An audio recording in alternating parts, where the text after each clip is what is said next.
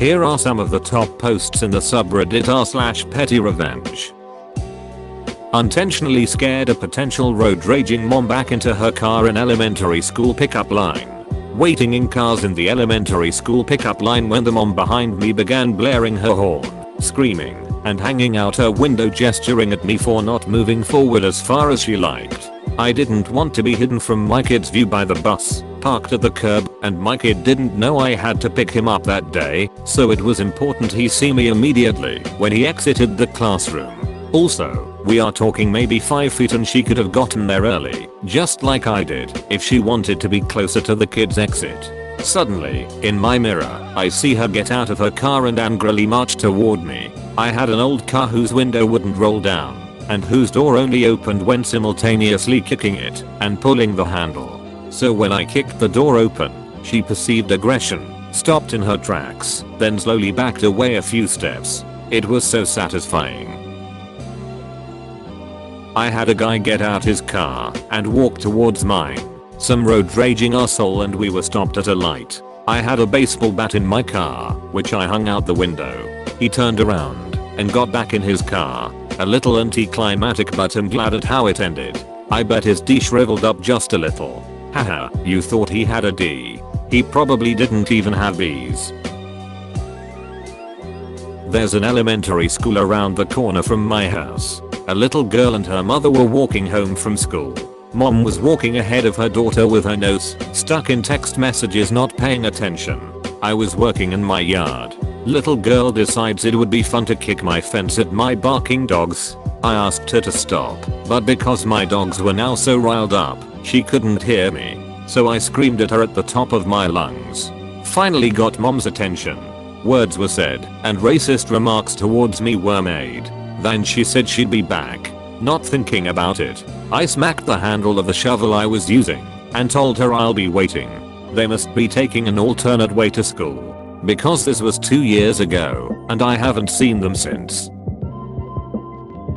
Noise. I had a similar experience at an intersection, one where the main road splits off into a side road. I needed to turn left on the main road, and that meant crossing both lanes. There was a volley of cars coming both ways. I was there maybe 4 minutes before the guy behind me started shouting at me, with cars still coming. He got out of his car to walk up to me right as a truck turned off the main road and almost hit him, veering into a nearby parking lot. The guy flipped his shit and dashed back to his car. I took the opportunity to leave.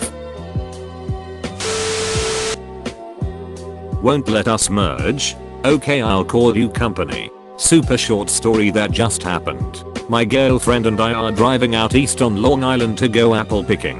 We had to merge right to make a turn, and a large moving truck already in the lane would not let us in. We'd pull ahead, signal on and be turning in, and the truck would speed up and cut us off. Whatever, they're just being jerks. The car behind them was kind enough to let us merge, and we get behind the moving truck. But then we see the driver, college-age kid, in the driver's side mirror pointing and laughing at us cause he got one over on us by not letting us merge. Fine. If you're going to be petty, so will I. I called up the number on the side of the truck and informed the company of the unprofessional behavior of their driver on the road. Gave the location and license plate number. They were not happy to hear about their driver, said they would speak to the driver and have cameras in the car and would be able to review and confirm. Pettiness begets pettiness.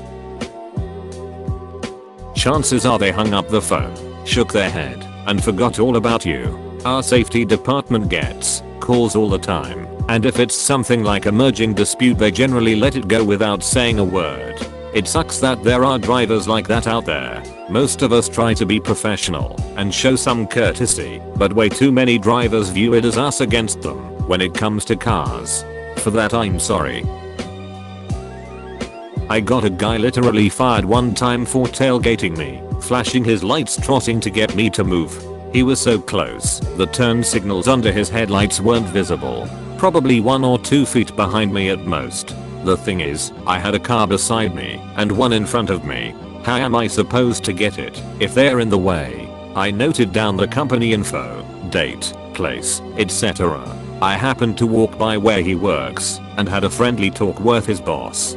Good for you. I'm sure the driver's boss wasn't pleased to hear about one of his employees tailgating someone. Oh, he was pissed. And I was totally chill and polite with the boss too.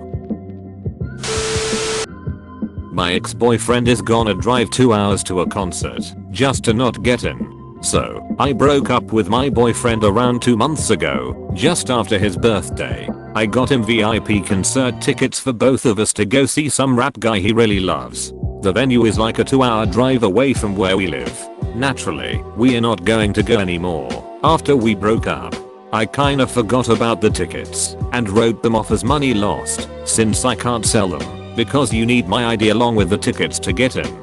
That's gonna be important. But this morning a mutual friend of us texted me asking me if I know about him still going to the concert. Apparently he booked a hotel room for him and his new girlfriend near the venue and is planning on enjoying the concert with her. I wasn't mad about it since it was his birthday gift, and even though I broke up with him because he was being abusive, I still wanted him to enjoy the evening with his new girlfriend. Only problem now is the ID thing. But I was feeling generous, so I wanted to send him a copy of my ID and give the venue a heads up to let them know it was alright for him to use my tickets. So I texted him, telling him our mutual friend told me he's going to the concert, blah blah. But before I could even get to the part of where he needs my ID to get in, he already told me to mind my own goddamn business and to go fuck myself. And a handful of other, surprisingly creative insults. Wasn't really in the mood to get insulted, so I just wished him a great time at the concert and blocked him. Have fun driving 2+ hours to a concert you're not getting in, buddy. The best part about this? His new girlfriend is going to find out that his big special date that he planned for her was just leftovers from his last relationship, and she's gonna be pissed. Women typically hate disingenuous shit like that. Also, his new GF will get to see how he handles the situation. Judging by Ops description, he's a jerk that deserves to step on several Legos and probably won't handle it well. Hopefully the new GF sees his true colors and pieces out of the relationship. Honestly, Lego stepping should be used in more shame-based insults. Amen. Maybe call the venue ahead of time and say you're concerned someone is going to use your tickets without any ID to get in. I don't know if it would amount to anything, but it might be worth a shot. He won't get in without my ID anyways. It's a VIP ticket, and they check everyone for IDs before letting them in. So even though I'm pretty sure he won't be able to get in without my ID anyways, I called the venue and let them know about the situation. They promised me to keep an eye out for him and deny him entry if he shows up without my ID anyways. I love the extra sprinkle of petty. Well done. I love it, because Op tried to go out of her way to make sure the ex could enjoy the night, but he screwed it all up by being a huge dick for no reason. It's totally 100% guilt-free pettiness right there, my favorite kind. Update. So, still haven't heard anything from him. Not a single call or text. Actually checked if I've really unblocked him, but nothing. What I do know is that apparently he had a pretty tough falling out with his girlfriend. Apparently not anymore, but since I don't have any mutual friends with her, I don't really know anything about it. Math teacher forgets object permanence and retires. Setting, USA, me, 6th grade math class. I was a painfully shy kid. I'm nearsighted, and most teachers noticed it. Being able to see the board equals being engaged in learning. Teachers usually seated me in the front of the classroom, and I would do really well. Except for this math teacher. My last name is towards the bottom of the alphabet, and he would only seat us alphabetically. For context, later, he was an older teacher. I ended up in the back of his class. After struggling to see the board, being a non-confrontational child, I wrote him a note on my homework asking to move to the front. I got my homework back at the end of class with a big red underlined no. Assigned seats only written on it. I was devastated. I've never been in trouble and didn't think that it was that hard to switch me around. This is where the revenge plays out. I love to read. I always have. I always had books with me. After being frustrated by not being able to see the board, I quit trying. I would bring out whatever book I was currently reading and just read during class. Nothing was said at first. One day, I was reading in class, and it just got quiet. Like a sudden drop in temperature. It got quiet enough for me to look up. He was lingering next to me, and the whole class was staring. Again, I'm painfully shy. He held his hand out and shouted book. I handed it over, and when class was over he had me stand in the front of the class and say I was sorry for causing a disruption. I was too shy to talk. Ended up getting an after school detention for defiance. I was also late for my next class. I always carried my books separate from my binder so I could read while walking to class. The next day, he took my book right out of my hands while I was walking into class. I got it back, and by the end of the day, I finished that book. The library had 5 copies of the next book in the series. I checked all of them out. The next day, like clockwork, I walked into class with my nose in the book, and he took it from me. Once class started, and he stopped staring at me, I pulled my next copy out. Eventually he saw it, and he stormed over to my desk. I didn't tell you that you can have this back. Don't take things off my desk. He yelled. I didn't. I replied. He turns around. Sure enough, there was a book on his desk, and one in his hand. The whole class laughed. The laughter made him even angrier. He walked over to his desk and slammed the book down. I waited for him to stop staring before I pulled out copy #3. He sees it and repeat. He takes the book out of my hands. The whole class laughs and he slams it down on the desk. Copy #4 is where it got interesting. He sees it, storms over, get up. I grab my binder and stand next to my desk where he opens it and doesn't see anything.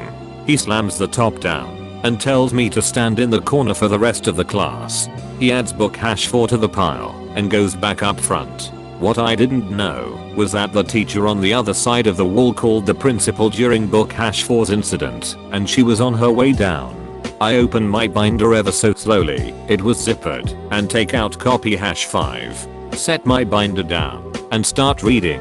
He sees me. He is hella mad now. He comes over, screaming at me for disrupting his class. He goes to open my desk, rips the top off of it. He throws my textbook on the floor. He sees my binder, opens it, and dumps the contents on the floor. Right as the principal is walking in the door, she sees him, the papers, me in the corner, and the broken desk. What are you doing? He was shocked. All he could muster was she has a book. Before grabbing me and taking the book out of my hands, she ran over to him, got me loose, and took the book from him. Are you insane? He stormed out of the classroom. The principal asked me to come to her office. She called my mom, and I got to go home early. We had a substitute teacher for a few weeks before he announced he was retired unexpectedly. And yes, I was then moved to the front of the class. I still hate math though. How come you didn't get glasses? My teachers forced me to wear mine. I hated them as a kid. I like my glasses now, 20 years later. I wish my mom got me glasses. She was a single mom with 4 kids and couldn't afford it. After this incident though, the librarian of my school actually took me to get glasses. I love having glasses now, just because I remember how awful it was when I was younger. And as an adult I can buy my own. For a self-described shy kid who was mortified to be singled out, you were hell brave planning that act of defiance. Whenever anyone asks me what's the bravest thing you've ever done, I tell them this story. I've never done anything like this since. The opportunity presented itself when the library had 5 copies of the book series, Animorphs. No other book in the series had 5 copies.